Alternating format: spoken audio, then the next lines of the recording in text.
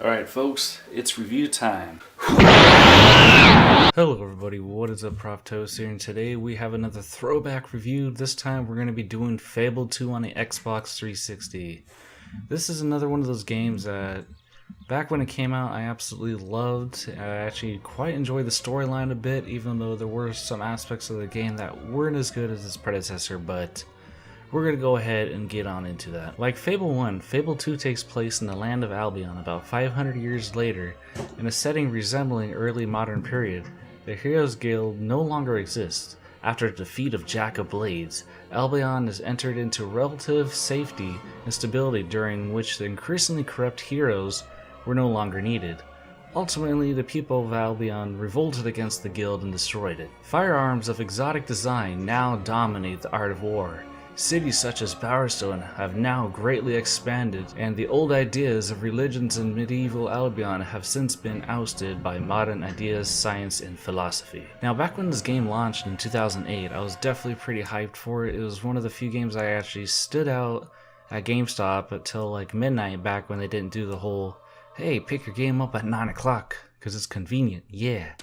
But it was definitely pretty cool. There's a pretty good line of people, and funny enough, when we're actually waiting, some guy actually walked by with a dog that looked pretty similar to the one, your companion in Fable 2. So all of us were like, holy shit, GameStop brought the Fable dog here?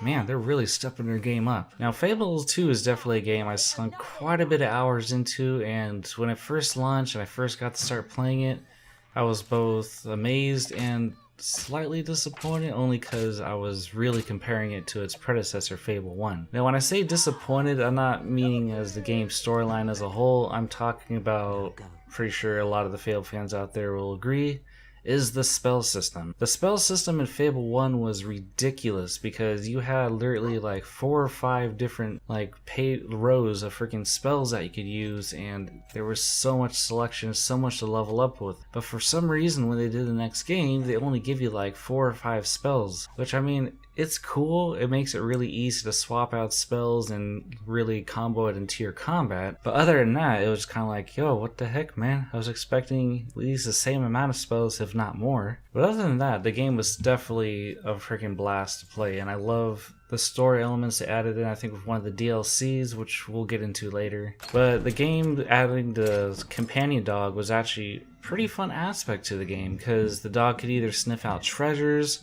alert you if you're about to be ambushed by bandits or enemies, and was also just pretty fun to have around. And of course, you could choose to be, good and have your dog stay with you throughout the whole game, or there are some choices you can make that would, have your dog not live so long, which kind of just made the game feel really empty, and I would not recommend it. And of course, like the previous Fable, your choices definitely do play a part in the storyline. Whether you get cut by an enemy, whether you decide to be good or evil, is going to change how your character looks and acts, and how people around him perceive you. Now, this game was rather interesting when it came to earning gold, because before you would kind of have to do missions, go loot around, try to find gold pieces where you could. But in Fable 2, you could actually, take up part-time jobs, which could include chopping wood, pouring beer, which was actually rather interesting. But hey, if you needed quick gold, it wasn't a bad thing to do. Now, this game actually had a pretty interesting aspect which people were wanting since Fable 1,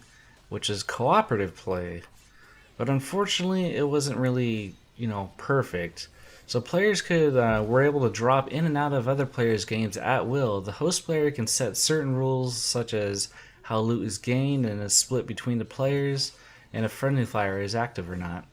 The joining player, on the other hand, cannot use their original, hero, their custom hero. You had to use kind of like a little pre-made male or female character. And it was alright, but it was not, the best. It was kind of like, oh, that's cool, but I kind of wanted to, be able to use, your custom heroes. That way when you jump into your friend's game, you're like, yo, check my guy out. Hell yeah. But instead, it kind of got that. And unfortunately, Fable 2 actually did not ship with the online cooperative play. After a while, they had to put a free patch on, which then made it available, which is pretty cool. It wasn't too bad. But other than that, it was like, it could have been better than that. but you know, whatever. We take what we can get. Now, there were other parts of the game that weren't too. It was pretty decent, but they were like kind of made it a little bit easy, such as the breadcrumb trails. It's not. I can't really say it's a complaint because it did kind of help when trying to figure out exactly where the heck you're supposed to go. And when you need to find a treasure or something like that, it kind of helps, you know, guide you to the right area.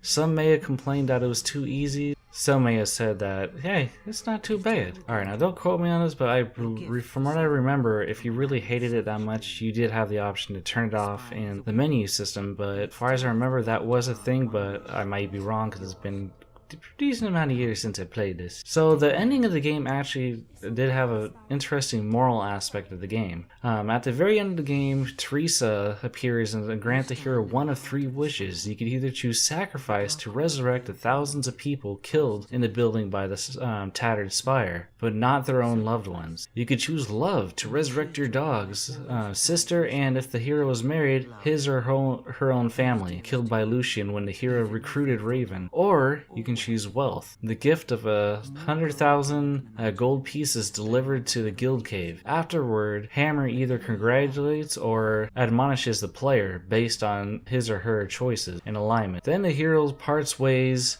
and Teresa tells the player that Albion is hers or his to enjoy, but warns them that the spire is hers. Only the love ending allows post-credits play with the dog, though the Naho Island DLC allows the player to resurrect the dog at Cheater's crypt if one of the other endings were chosen. Now, there was a small DLC for Fable 2 called See the Future. The hero visits the spire once again, and Teresa shows the hero a vision of the future. The vision shows the hero as king or queen of Albion, and also hints towards Fable 3. May you guys not know that wasn't exactly the best Fable game, but we'll get into that in the next review. Okay, as Teresa mentions that the child in the crib by the throne become a great hero. Now, this DLC was pretty decent. It was nice. You got some cool items from it, but the ending of Fable 2 I think is the one thing that kind of just completely ruined Fable 3 for me, because at the very ending of this game, if I remember correctly, like I said, it's been quite a while, but I believe the sister kind of appeared, or no, it wasn't she appeared, there's a note from, I believe, the original sister from Fable 1 that kind of hinted towards something that was about to happen. I kind of felt like it was really setting up a good plot line for Fable 3, so I was going like, oh shit, this is gonna be good. It's going to answer some questions right here from Fable 1, Fable 2, and it's going to be great.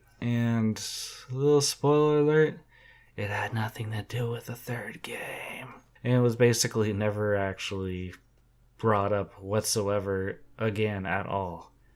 But yeah, so other than that, this game was actually a really fun time. I definitely spent quite a bit of time both making one evil and good character, doing odd side jobs, and just going around trying to boost up my reputation, doing all the cool side missions, and just seeing how badass I could make my character look with the freaking full good alignment. But other than that, the game was not perfect, but it was still a great game and also an extremely fun time to play. So with that said, I give Fable 2 a solid 7.5 out of 10. Like I said, it was definitely a great game, but it definitely wasn't a perfect game. There were some definitely elements I would have liked to change, but also some elements I actually absolutely loved about the game that kept me playing for so freaking long with that game. Plus, that DLC was definitely nice, and like I said, the gripes I had that how the game ended and followed into Fable 3, that will definitely be saved for